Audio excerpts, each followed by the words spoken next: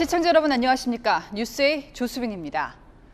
오늘은 74년 전 대한민국 국회가 만든 재헌헌법이 처음으로 공포된 날입니다. 하지만 재헌 전인 오늘 대한민국 국회는 49일째 문만 열어놓은 상태죠. 상임위 구성도 못했고요. 재헌절 경축식에서 만났는데 여야 모두 서로 헌법 정신을 훼손한다며 비난하기에만 바빴습니다. 첫 소식 김단비 기자입니다. 여야는 재헌절인 오늘을 당초 원구성 협상 데드라인으로 제시했지만 경축식에서는 정작 신경전만 벌였습니다. 맨날 돈 많이 불꽃이 돼서 문제지. 아니 대표가 좀 이렇게 결단을 내려줘야지. 핵심 쟁점은 경찰국 신설 문제와 공영방송 지배구조 등을 논의할 행정안전위원회와 과학기술정보방송통신위원회를 누가 차지할지입니다. 결국 협상 시한을 지키지 못하자 책임을 상대 당에 돌렸습니다. 민주당은 행안위와 행정안전위와 과방위, 과학기술방송통신위를 두 개 다 위원장을 차지하겠다는 것이고 우리는 둘 중에 하나만 갖고 가라. 민주당이 선택하면 나머지는 우리가 갖겠다. 국정의 여러 분야에서 엄청난 이런 실책들이 빚어졌기 때문에 의도적으로 시간을 끌기 위한 속셈 아닌가. 김진표 국회의장은 과방위의 방송 기능을 일부 떼어내는 중재안을 내며 양측의 협상 타결을 압박했습니다. 여야가 민생을 외면하고 정쟁만 일삼는다는 여론을 의식해 오늘 밤 늦게 만나 막판 협상 타결을 할 가능성도 나옵니다. 채널A 뉴스 김단비입니다. 이렇게 국회는 멈춰섰지만 정치권 시계는 착착 돌아가고 있습니다. 먼저 당대표 선거를 앞둔 민주당에서는 이재명 의원이 오늘 출마를 공식 선언했습니다. 다음 총선 승리에 정치적인 소명을 걸었다며 배수진을 쳤습니다. 김유빈 기자입니다. 이재명 더불어민주당 의원은 당대표 출마를 공식 선언하며 책임이라는 단어를 14번 거론했습니다. 제가 그 결과에 대해서 책임져야 하는 것 또한 당연합니다. 당대표를 권력으로 보면 욕망이고 책임으로 이기면 헌신입니다. 대선과 지선 연패 책임을 지고 전당대회 불출마를 요구하는 당내 반대 여론에 대해 정면 돌파에 나선 겁니다. 민주당을 이기는 정당으로 만들겠다며 배수진을 쳤습니다. 이 임무에 실패한다면 이재명의 시대적 소명도 끝날 것입니다. 우리 국민께서 그만됐다 하실 때까지 민주당만 빼고 모든 것을 바꿔가겠습니다. 사법 리스크에 대해선 정치적 음해라고 선을 그으며 윤석열 대통령도 겨냥했습니다. 퇴행적인 검찰 정치가 자리 잡았습니다. 예견된 위기가 현실화되고 있는데도 위기 대응책이나 위기 대응의 책임자는 보이지 않습니다. 구타는 무당인지 수사하는 검경인지 잘 모르겠어요. 이재명 의원이 출마를 공식 선언하며 이 의원에 대한 견제도 본격화됐습니다. 이낙연계로 5선의 서른 의원은 이재명 의원을 비판하며 출마를 공식화했습니다. 대선과 지선에서 연이어 참패했지만 반성도 혁신도 하지 않은 채 책임 회피만 하고 있습니다. 이 의원을 포함해 지금까지 민주당 당대표 출마를 선언한 후보자는 모두 9명으로 오는 28일 예비 경선을 거쳐 최종 3명이 본선에 오르게 됩니다. 채널A 뉴스 김유빈입니다. 한편 국민의힘은 권성동 원내대표가 취임 100일을 맞았죠. 월급이 적어서 미안하다는 발언으로 사적 채용 논란은 더 커졌지만 프레임 걸지 말라, 문재인 정부도 그러지 않았느냐며 재차 반박했습니다. 구자준 기자입니다. 대통령실에 근무하는 구급 행정요원 우모 씨를 자신이 추천했다고 밝힌 권성동 국민의힘 대표 직무대행은 사적 채용 논란에 대해 강하게 반박했습니다. 일반직 공무원과 별정직 공무원의 채용 절차, 채용 방법, 그리고 채용 관행에 대해서 전혀 모르는 국민들을 호도하기 위한 프레임이다. 해당 공무원은 신분 보장이 안 되어 있는 별정직이고 검증 시스템을 통해 채용됐다는 겁니다. 문재인 청와대에서도 별정직 채용을 해놓고 민주당이 내로남불 공격을 하고 있다고 반발했습니다. 우모 씨의 아버지가 강릉시 선거관리위원이라는 사실도 문제될 게 없다고 주장했습니다. 아버지가 선관위원회라고 해서 아들이 특정 정당을 지지하거나 특정 정치인을 지지하는 것에 하지 말라는 법은 없고요. 아버지와 아들은 별개입니다. 대통령실도 부당한 프레임이라며 반박에 가세했습니다. 대통령실 고위 관계자는 해당 인사는 선거 캠프 초반부터 참여해 업무 능력을 인정받고 적법한 절차로 임명됐다고 강조했습니다. 더불어민주당은 윤석열 대통령을 겨냥했습니다. 조국 전 장관의 따님 문제로 시작해서 그 수사를 했던 윤석열 대통령의 이 공정은 그럼 뭐였습니까? 저는 적어도 윤석열포 공정과 상식이 무너졌다. 민주당은 대통령실 채용 전반을 따져봐야 한다며 국정조사 필요성을 제기하며 압박했습니다. 채널A 뉴스 구자준입니다. 네, 그런가 하면 최영범 홍보수석은 대통령 취임 2달 만에 얼굴을 내놓고 공개 브리핑에 나섰습니다. 문재인 정부 시절 왜 탈북어민들을 강제 북송했느냐, 정의용 전 국가안보실장이 살인마들을 송환한 거라며 조목조목 입장을 밝히자 곧바로 반박에 나선 건데요. 그만큼 이 사안에 전 현 정부 모두 민감하게 대응하고 있는 겁니다. 송찬욱 기자입니다. 정의용 전 대통령 국가안보실장이 첫 입장문을 내고 탈북어민 강제 북송은 흉악범 추방 사건이라며 쟁점별로 조목조목 반박했습니다. 북한으로부터 송환 요청을 받은 사실이 없고 인수 의사를 북측에 먼저 타진했다며 문재인 정부의 기존 입장을 재확인했습니다. 또 북한에서 요청을 한 건 아닙니다. 송환해달라고. 우리가 받아가라 그랬습니다. 그러나 이러한 흉악범은 우리 국내 국민들의 그 생명 안전에 직결되는 거기 때문에. 탈북어민들이 납포된 직후 죽어도 웃으면서 죽자고 했다며 귀순 의사의 진정성이 없고 이런 흉악범은 국제법상으로도 난민으로 간주되지 않는다고 주장했습니다. 대통령실은 탈북어민을 엽기적인 살인마라고 규정한 건 심각한 문제라며 궤변이라고 반박했습니다. 자필로 쓴 귀순 의향서는 왜 무시했다는 말입니까? 특히 이 사안의 본질은 당연히 대한민국이 받아들여서 우리 법대로 처리했어야 될 탈북 어민들을 북측이 원하는 대로 사지로 돌려보낸 것입니다. 탈북 어민들이 북방 한계선 NLL을 넘기 전에 이제 다른 길이 없다, 남조선으로 가자며 자발적인 남하였다는 점을 강조했습니다. 대통령실은 지난 정부의 결정이 헌법과 국익에 입각해서 이루어졌는지 판단하는 것이 본질이라고 지적했습니다. 정의용 전 실장은 특검과 국정조사에서 함께 밝히자고 했고 대통령실도 여야가 합의하면 피할 수도 없고 피할 이유도 없다고 맞섰습니다. 채널A 뉴스 송찬욱입니다.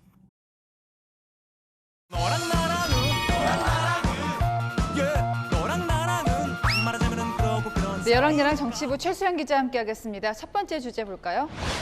네, 정의당이 문제 삼은 장관 후보들이 대부분 낙마해서 그때 정의당 데스노트라는 말이 있었는데 이번에는 민주당에서 데스노트가 나왔다고요? 네, 이른바 개딸로 불리는 이재명 민주당 의원의 2030 여성 강성 지지자들이 차기 당 지도부에 출마한 후보들을 상대로 만든 건데요. 오늘 이 의원의 출마 회견장에도 나와 위력을 과시했습니다.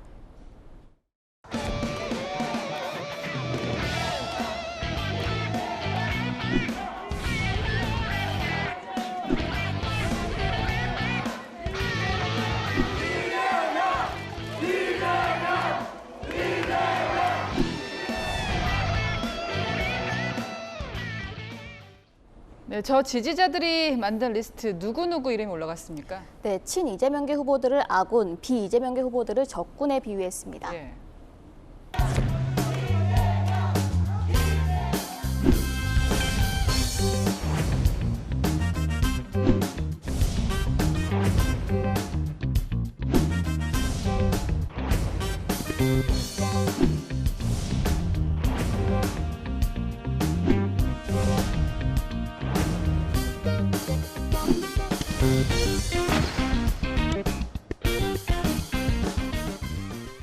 고민정 의원 같은 경우는 대선 때 이재명 당시 후보를 지지하기도 했었는데 그래도 봐주지 않네요. 실제로 이런 데스노트가 영향력을 발휘할까요? 네, 일부는 전당대회 투표권이 있는 권리당원이기도 하지만 무엇보다 적극적으로 목소리를 내고 행동에 나선다는 점을 무시할 수 없다고 하는데요. 적군으로 분류된 서른 의원 오늘 출마 기자회견을 하면서 이렇게 비판했습니다.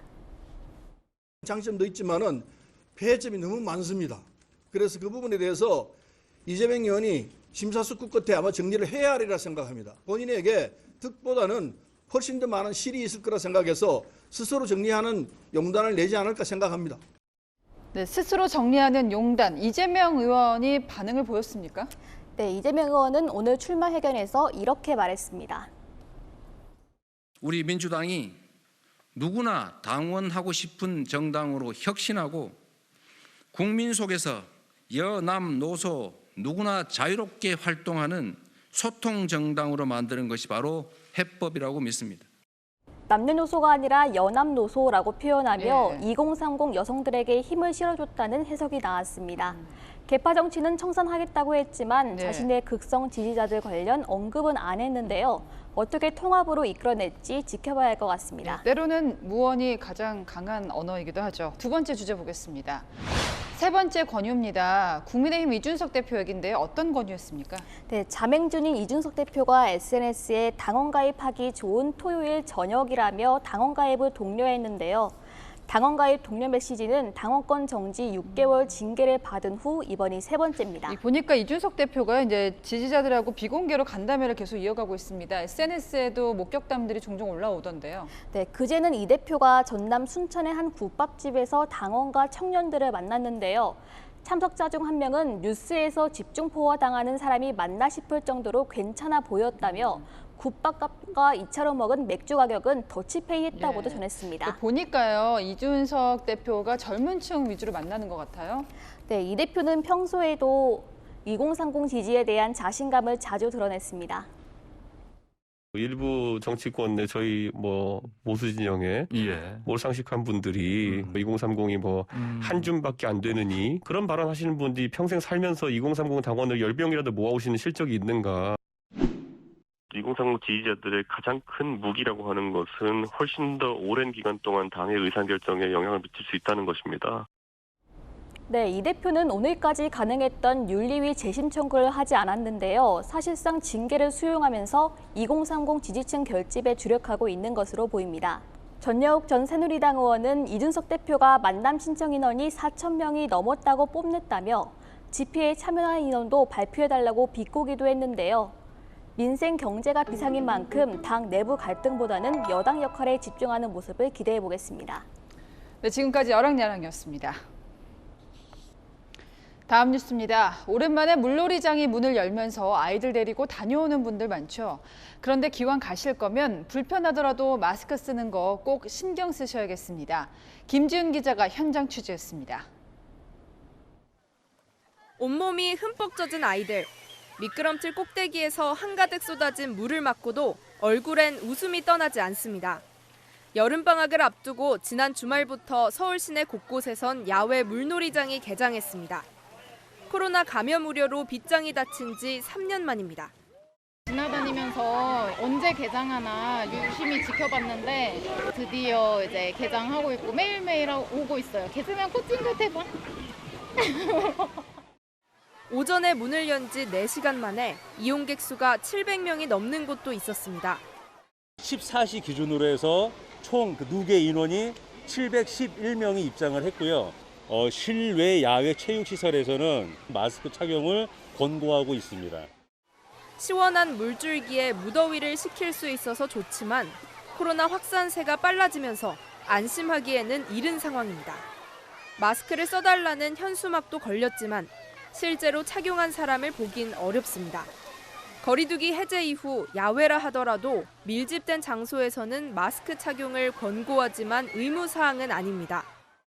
아이들을 계속 물놀이 하는데 마스크를 쓰고 있을 수가 없으니까 저도 걱정은 됩니다. 수영할 때 마스크를 쓰면은 숨이 잘 안 쉬어지고 좀 답답해가지고 어쩔 수 없이 벗고 할 수밖에. 전문가들은 야외라도 안전지대는 아니라고 말합니다. 마스크 착용을 안 하는 상태에서 사람들이 일정한 밀도 이상 많이 몰렸을 때는 전파가 안 일어난다고 보기 어렵거든요. 여름 휴가철을 맞아 코로나 재유행 시기가 앞당겨질 걸로 예상되는 만큼 개인 방역에 힘써야 한다는 지적이 나옵니다. 채널A 뉴스 김지윤입니다. 요즘은 일요일이면 코로나 선별검사소 태반이 문을 닫습니다. 오늘도 신규 확진자가 4만 명을 넘겼는데 도대체 어디서 검사를 받으라는 소리일까요? 서상희 기자가 취재했습니다. 코로나19 신규 확진자 수가 전주보다 2배씩 늘어나는 더블링 현상이 2주째 이어지고 있습니다. 확진자가 늘어나면서 주말에는 코로나 검사를 어디서 받을 수 있냐는 문의글이 쏟아집니다. 신속 항원 검사가 가능한 동네 병의원이 문을 닫기 때문입니다. 공휴일, 일요일은 휴진입니다. 지금은 진료 시간이 아닙니다. 오후 1시가 지난 시각 PCR 검사를 하는 선별진료소를 찾아가 봤습니다. 운영을 안 한다는 안내문이 붙어 있습니다. 인근 또 다른 선별진료소는 어떨까? 안내 창구가 텅 비어 있습니다. 오후 1시까지 단축 운영에 이미 검사가 종료됐습니다. 오후 5시까지 문을 연다는 대학병원 선별진료소를 검색해 찾아갔지만 입원 예정 환자 등 외에는 검사를 받을 수 없다고 안내합니다. 서울의 경우 보건소와 큰 병원이 운영하는 선별진료소가 65개지만 일요일에는 절반 넘게 문을 닫습니다. 서울 곳곳에 설치됐던 60여 개 임시선별검사소도 일상 회복 후에는 모두 없어졌습니다. 이곳에는 일요일에도 밤 9시까지 서울시가 직영으로 운영하는 임시선별검사소가 있었는데요. 지금은 모두 철거된 상태입니다. PCR 검사 대상자라면 주말 오전 중으로 보건소를 찾아야 하고 신속 항원 검사를 받으려면 포털 사이트 검색창에 미리 진료 시간을 확인해야 합니다. 정부와 여당은 오늘 고위협의회를 열고 코로나 병상 4천여 개와 치료제를 추가 확보하겠다고 밝혔습니다. 채널A 뉴스 서상입니다. 어느 집 아들일까? 누구인지도 알 수 없는 어린아이 시신을 이번 달 들어서만 3번째 물에서 건져냈습니다. 5살, 10살쯤 된 아이들에 이어서요. 이번에는 9개월 정도 된 아주 어린아이입니다. 부모라고 나서는 사람도 없고 옷도 제대로 갖춰 입지 않았습니다. 조심스레 북한에서 떠나려온 게 아닐까 추정만 해보는데요. 전민영 기자가 현장에서 단서를 찾아봤습니다. 경기 파주시에서 판문점으로 이어지는 통일대교. 어제 오전 7시쯤 이곳 임진강에서 표류 중인 남자아이 시신이 발견됐습니다. 아이는 생후 9개월 전후로 추정됐습니다. 인근 육군 부대에서 파악해 신고했는데 옷은 입지 않았고 부패가 상당히 진행된 상태였습니다. CCTV를 통해서 그분이 갔다고 사람인 것 같다면서 신고가 들어와서 이미 호흡과 맥박이 없는 상태로. 경찰은 정확한 사망 원인을 밝혀내기 위해 국립과학수사연구원에 시신 부검을 의뢰할 예정입니다. 함강과 임진강 하구에서 아이 시신이 발견된 건 이번 달 들어 벌써 3번째입니다. 지난 2일 강화군 교동도 앞 갯벌에서 만 4세 전후로 추정되는 남자아이 시신이 5일에는 김포시 한강 하구에서 10살 전후로 추정되는 남자아이 시신이 발견됐습니다. 두 시신 모두 라벨이 없는 옷을 입어 연고를 파악하기 어려운 데다 관련된 국내 실종 신고 기록도 확인되지 않았습니다. 부패가 상당히 진행된 상태로 발견된 점도 비슷합니다. 시신이 발견된 3곳 모두 군사분계선에서 가깝다 보니 북한 아동이 숨진 채 떠내려왔을 가능성이 제기됩니다. 시신 발견 전날 북한에 많은 비가 내렸는데 댐 수문을 열면서 떠내려올 수 있다는 겁니다. 아이 시신은 북한 주민인지를 확인한 후 북측에 넘겨주거나 무연고자로 분류해 화장할 것으로 보입니다. 채널A 뉴스 전민영입니다. 이날에서 술에 취한 동급생을 성폭행하고 목숨까지 잃게 한 혐의를 받고 있는 남학생이 오늘 모습을 드러냈습니다. 구속영장 심사를 받기 전 카메라 앞에 서서 아주 짧은 한마디를 남겼습니다. 구속될지는 밤늦게 결정됩니다. 김지혁 기자입니다. 경찰 승합차에서 포승줄을 한 남성이 내립니다. 흰 마스크와 모자에 검은 후드까지 뒤집어써 얼굴 대부분을 가렸습니다.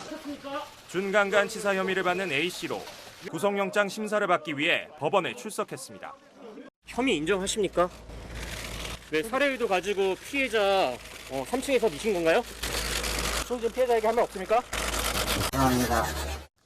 A씨는 그제 새벽 인하대의 한 단과대학 건물에서 아는 사이인 다른 학과 여대생을 성폭행한 뒤 추락해 숨지게 한 혐의를 받습니다. 사건 현장에 휴대전화를 두고 가 참고인 신분으로 경찰 조사를 받다 범죄 혐의점이 드러나 긴급 체포됐습니다. A씨는 피해자가 사망하기 직전까지 같이 술을 마신 것으로 파악됐습니다. 사건 현장 인근 CCTV에는 피해자를 부축해 학교 건물로 들어가는 장면도 찍혔습니다. A씨는 경찰 조사에서 혐의 대부분을 인정한 것으로 알려졌습니다. 하지만 피해자가 건물에서 떨어져 사망한 사실은 인정하면서도 밀지는 않았다며 고의성을 부인하고 있습니다. 경찰은 현장 검증을 토대로 A씨가 건물 3층에서 피해자를 고의로 떠민 정황이 발견되면 살인죄를 적용할 방침입니다. 채널A 뉴스 김재혁입니다.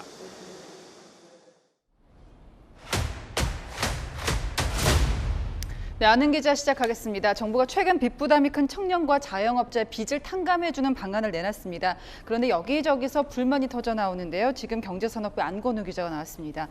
자, 안 기자, 이게 14일이었습니다. 정부가 금융 취약층의 빚 부담을 덜어준다는 대책을 내놨는데 며칠이 지나도 논란은 더 커지고 있는 모양새입니다. 왜 그럴까요? 진화가 안 되고 있습니다. 실제로 우리 자영업자들 코로나19로 빚 부담이 정말 컸죠. 일부는 원금을 많게는 90%까지 감면을 해주는 정책입니다.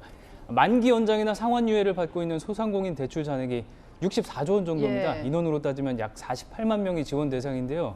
이들 중 일부는 정부가 새출발 기금 30조 원으로 지원을 하고 여기에서 제외된 자영업자는 은행에서 자율 지원을 하라고 하면서 논란이 됐습니다. 예, 이렇게 보면 상당히 많은 사람들이 혜택을 볼 걸로 보이는데 반발이 큰 이유 중에 하나가 코인에 투자한 빚도 탕감해주겠다는 얘기가 있었습니다. 이건 어떻게 된 겁니까? 그러니까 빚내서 주식이나 코인에 투자했다가 실패한 청년 한 4만 8천 명의 원금 상환은 미뤄주고 이자는 최대 50%까지 감면을 해주는 겁니다.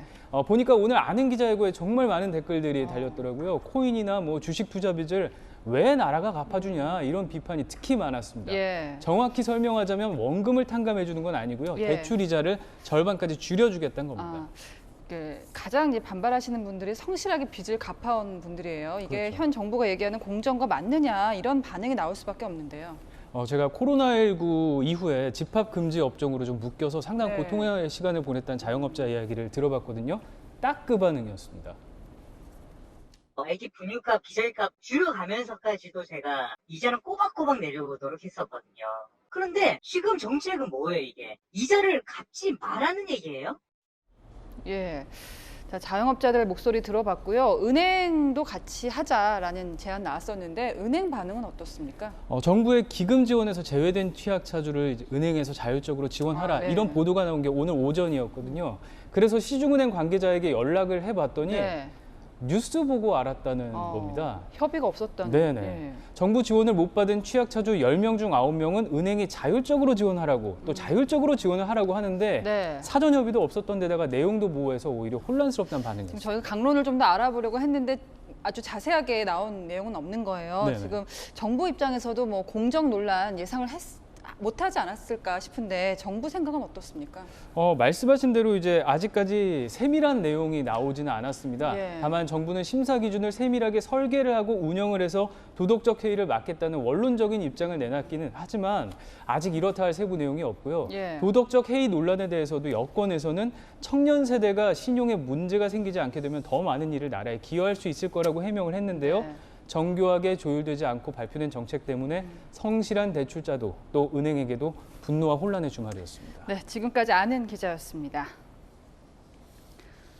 네, 물가가 폭등해서 채소 먹기가 힘든데요. 정작 밭에서 농작물이 썩어갑니다. 무슨 영문인지 강경모 기자가 취재했습니다. 축구장 2개 규모의 밭. 빼곡히 자란 양상추가 하얗게 녹아내리거나 검게 썩어 형체를 알아보기 힘듭니다. 포깃째 나뒹구는 걸 열어보니 날파리떼가 득실거리고 썩은 내가 진동합니다. 수확기를 놓친 양상추가 최근 이어진 폭염과 집중호우로 녹아내리면서 검정 비닐에 아예 들러붙었습니다. 이 밭에서는 6만 포기가 출하될 예정이었지만 한 포기도 건지지 못했습니다. 지난해 1kg에 2,200원 하던 가격이 한 달 전 800원대로 폭락하면서 전량 구매, 일명 밭대기 계약한 유통업체가 구매를 포기한 겁니다. 제때 수확을 못하면 어떻게 되는 거죠? 그러니까? 왜 터져버려요? 어차피 터져버리지. 상품성이 없고. 그냥 들어간 거는 다 손해보는 거예요. 재배 면적이 지난해보다 40% 넘게 늘어난 게 가격 폭락의 원인입니다. 양상추 재배 농가가 너무 늘어났어요. 개인적으로 한 사람들은 올해 같은 이 타격이 커서 항상 걱정했던 면이 올해 이게 현실이 된 거예요. 감자밭에도 애써 캐낸 감자들이 버려져 있습니다. 검게 변하고 곳곳이 움푹 패였습니다. 집중호우와 30도 넘는 폭염이 반복되면서 한증막처럼 변한 땅 속에서 썩은 겁니다. 이상기온이 오다 보니까 이게 일시에 다 죽는 거지. 비와 온도와 해갖고 싸그리 죽는 거지. 내 땅 갖고 빚진다는 게 말이나 되냐고 이게. 수확량이 평년의 절반 이상 줄어 감자 저장고도 텅 비었습니다. 한창 수확해야 할 농산물들이 썩어가는 걸 보는 농민들의 속은 검게 타들어가고 있습니다. 채널A 뉴스 강경모입니다.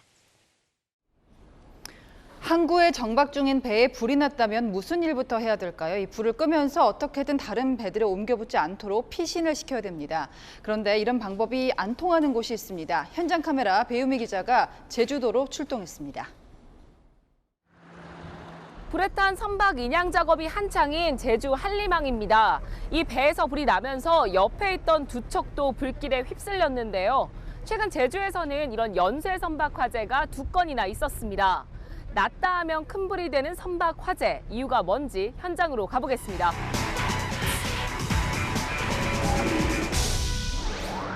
나란히 붙어선 배 3척이 시커먼 연기를 내뿜으며 타고 있습니다. 지난 4일 발생한 성산항 화재도 비슷합니다.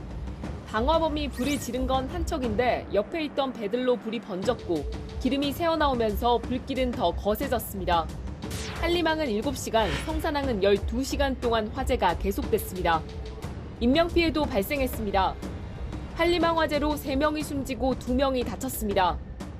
집이 흔들흔들댔고 야 이거 어디서 뭐가 터졌냐 그랬대. 고가 가운데 있었고 그게 불난 거. 3배 중에 가운데 게. 화재가 커진 건 배들이 다닥다닥 붙어서 정박해 있기 때문입니다.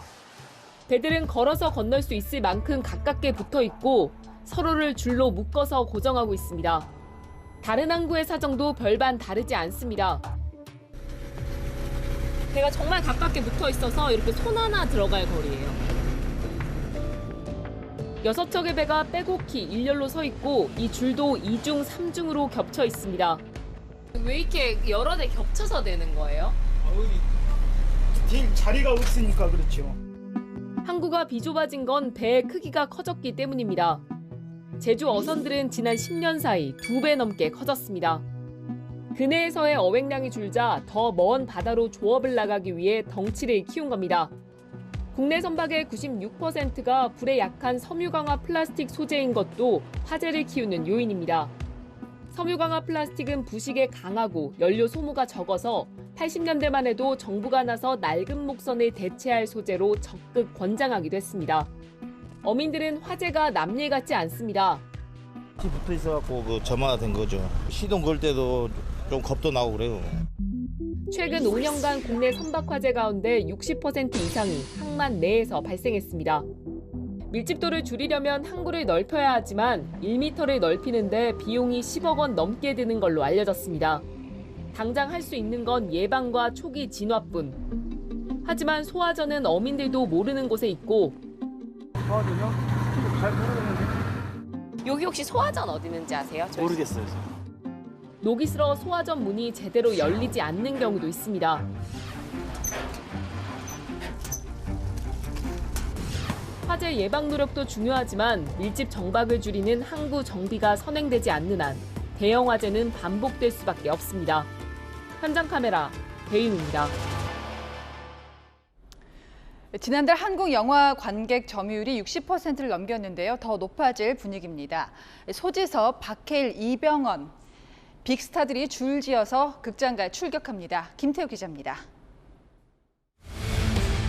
이게 터지면 지금 끝난다. 2번의 1000만 관객을 기록했던 최동훈 감독이 7년 만에 신작을 내놨습니다. 외계인의 시간여행까지 더해지는 액션 판타지 영화 외계인입니다. 제 밑바닥에 있는 상상력을 끄집어내는 게 제일 힘들었습니다. 관객들이 어떻게 느낄지도 너무 궁금하고 저도 같이 흥분하면서 만들었습니다. 한여름 대형 기대작 중 가장 먼저 관객을 만납니다. 다음 주엔 8년 만에 이순신 열풍이 다시 불어닥칩니다. 관객 1,700만 명, 역대 최고 흥행작이었던 명량의 후속작 한산용의 출연입니다. 명량을 재밌게 봤으니까 한산도 이제 바로 선택하게 되는? 다음 달 초에는 한국 최초 항공 재난 영화인 비상선언까지 개봉합니다. 지금 우물쭈물대다가 저 사람들 다 죽어. 한국 영화를 대표하는 송강호, 이병헌, 전도연이 출연해 벌써부터 관심이 뜨겁습니다. 다양한 장르의 연기파 배우들이 총출동하면서 올여름 극장가엔 골라보는 재미까지 더해졌습니다. 300만 대에 머물던 관객 수는 5월 개봉한 범죄도시2의 흥행과 함께 급증하며 증가세를 이어가고 있습니다.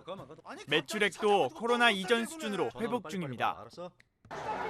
특히 지난달 한국 영화 점유율이 60%를 넘긴 가운데 여름 대작들까지 가세해 한국 영화의 위상이 더 높아질 전망입니다. 많이 더우니까 아무래도 시원하고 영화 보면서 팝콘도 먹을 수 있어서 영화관을 찾게 되는 것 같아요. 한여름은 극장가 성수기로 불립니다. 연이은 대작의 개봉에 기대감이 커지는 가운데 각 작품들 간의 흥행 경쟁에도 관심이 쏠립니다. 채널A 뉴스 김태욱입니다.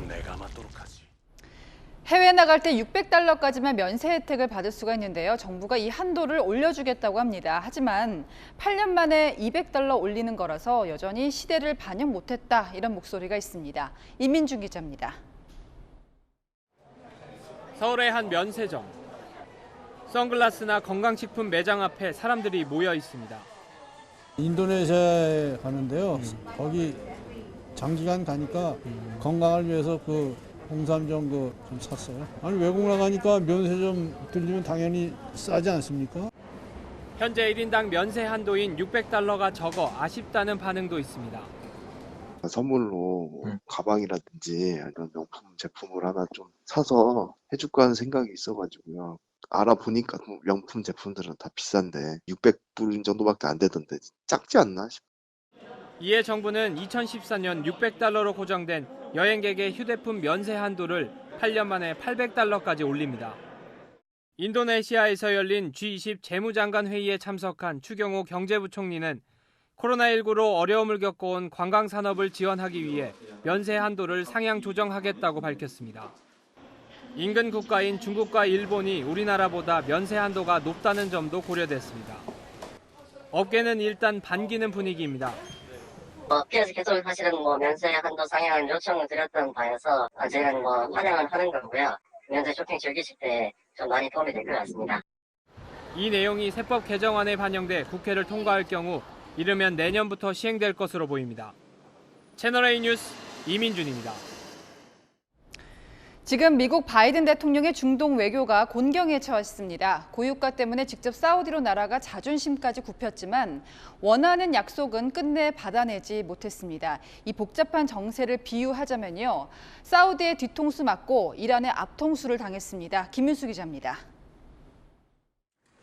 취임 후 첫 중동 방문에서 원유 공급 확대에 의미를 뒀던 조 바이든 미국 대통령. We had a good discussion on ensuring global energy security and adequate oil supplies to support global economic growth.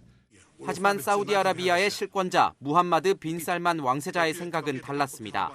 وستقوم المملكة بدورها في هذا المجال حيث أنها أعلنت عن زيادة مستوى طاقتها الإنتاجية إلى 13 مليون برميل يوميا وبعد ذلك لن يكون لدى المملكة أي قدرة إضافية لزيادة الإنتاج.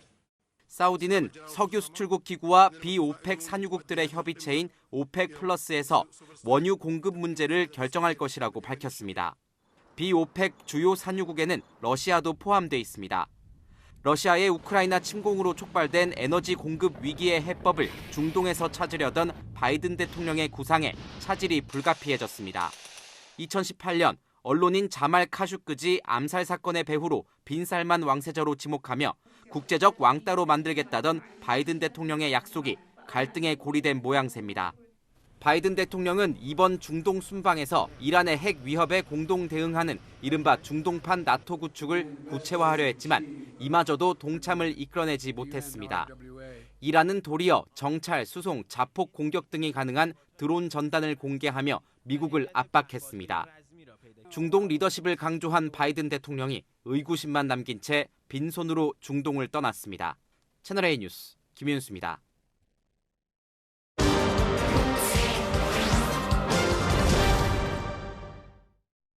예, 무능한 대통령은 사임계마저 이메일로 냈습니다. 국가 부도를 낸 스리랑카 얘긴데 이런 나라들이 한둘이 아닙니다. 원유값, 식량값이 폭등하면서 가난한 나라일수록 더 고통스러운데요. 굶어 죽느냐, 총 맞아 죽느냐. 국민들은 둘 중에 하나를 선택하는 처지에 놓였습니다. 세계를 보다 권갑구 기자입니다.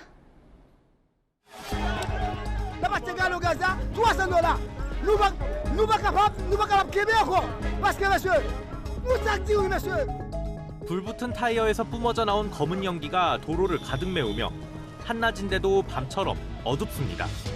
시위대를 진압하려 무장경찰들이 투입됐지만 역부족입니다.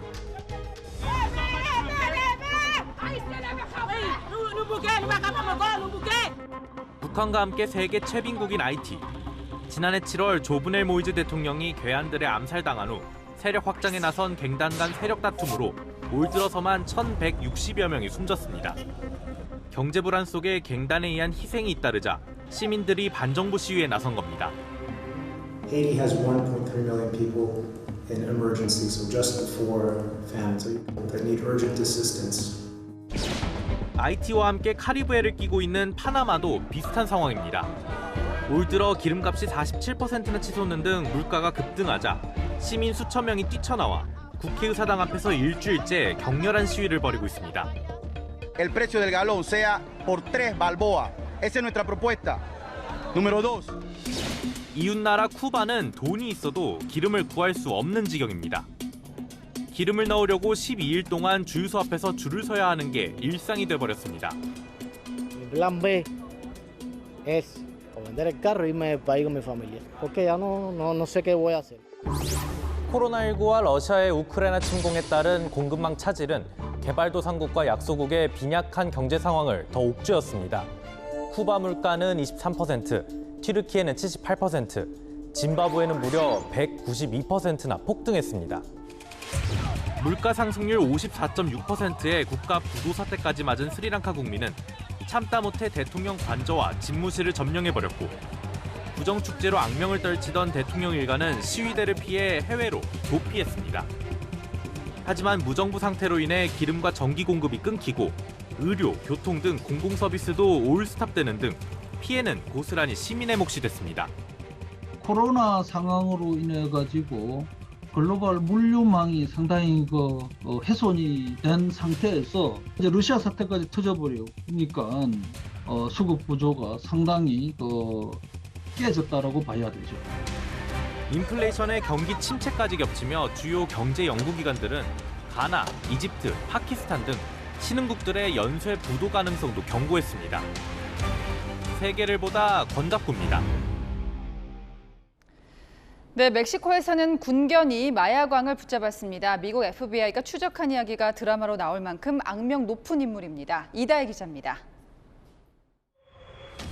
1980년대 멕시코에서 가장 강력했던 마약 조직 과달라하라 카르텔과 이들을 소탕하려는 멕시코 정부, 미국 마약 단속국의 실화를 담은 넷플릭스 드라마 시리즈입니다. 실제 주인공인 마야광, 라파엘 카로 킨테로가 9년간의 도주 끝에 현지 시각 15일 체포됐습니다. 멕시코 북부 산악지대에서 경호원들과 함께 도주하던 중 뒤를 쫓던 멕시코 해군과 군견에게 발각된 겁니다. They had arrested notorious Mexican drug lord Rafael Caro Quintero. Mexican Marines and the country's top prosecutor's office, they say both of those organizations worked together to arrest Quintero in the Mexican state of Sinaloa. 킨테로는 1985년 미국 마약 단속국 요원 살해 혐의로 징역 40년형을 선고받았는데 재판 절차상 문제가 있다는 멕시코 법원의 결정에 따라 지난 2013년 28년 만에 형 집행정지를 받아 풀려났습니다. 2달 만에 판결이 다시 뒤집혀 다시 체포하려 했을 땐 킨테로가 잠적한 뒤였습니다. 미 연방수사국 FBI는 킨테로를 10대 지명수배자로 올리고 265억 원의 현상금까지 걸어 추적 중이었습니다. 메릭 갈랜드 미국 법무장관은 공식 성명을 내고 즉각 카로 킨테로를 미국으로 인도해 재판을 받게 할 것이라고 밝혔습니다. 채널A 뉴스 이다혜입니다. 최고 시속 270km 슈퍼레이스 4라운드가 오늘 열렸습니다. 워터쇼도 눈길을 끌었는데요. 정윤철 기자입니다. 관중석으로 시원한 물줄기가 쏟아집니다. 우비를 입은 관중들은 흥겨운 음악과 함께하는 워터쇼를 만끽합니다. 16,000여 명의 관중들이 한바탕 물놀이를 즐긴 뒤 본격적인 레이싱 대결이 펼쳐졌습니다. 최고 시속 270km로 총 18바퀴를 돌아 순위를 가리는 속도 경쟁이 시작됩니다. 격렬한 자리 싸움으로 인해 초반부터 차량 손상이 발생합니다. 승부처인 코너에서는 아찔한 충돌도 발생합니다. 챔피언은 예선 1위 정희철의 몫이었습니다. 팀 동료 김재현이 경쟁자들의 앞을 막은 사이 무섭게 치고 나간 정희철은 한 번도 선두를 내주지 않고 정상에 올랐습니다. 환상의 호흡을 자랑한 볼가스 모터스포츠는 1, 2위를 휩쓸었습니다. 사실 정희철 선수는 굉장히 편했을 거예요. 모든 일은 제가 뒤에서 다 혼자 하고 있었기 때문에 저 혼자만의 우승이 아니라 또 김재현 선수와 이 팀 최초로 원투 피니시를 한 것에 대해서 너무 기쁘고 의미가 있는 것 같습니다. 올 시즌 슈퍼레이스는 매 라운드 새로운 우승자가 탄생하면서 춘추 전국 시대를 예고했습니다. 채널A 뉴스 정희철입니다. 오늘 늦은 밤부터 다시 장마 전선이 활성화됩니다. 제주부터 시작될 텐데요. 이미 제주와 남해안에 호우 예비특보가 발표됐고요. 또 강풍도 동반될 걸로 예상됩니다. 내일은 비가 전국 대부분 지역으로 확대되겠고요. 이번 주 남부에 영향을 줄 전망입니다. 모레까지인 제주 산지와 남해안에 최대 150mm의 많은 양이 예측됩니다. 각별히 주의하셔야겠습니다. 또 내일까지는 대조기로 해수면이 높은 시기인데요. 해안가 침수 위험이 더 커지니까요. 더욱더 주의하시길 바랍니다. 비가 많이 내릴 남부는 오늘보다 기온이 크게 5도가량 떨어지겠고요. 전국이 습도가 높아서 후텁지근하겠습니다. 이번 주 30도를 넘는 무더위는 계속되겠습니다. 날씨였습니다. 네, 저는 다음 주말에 뵙겠습니다. 시청해주신 여러분 고맙습니다.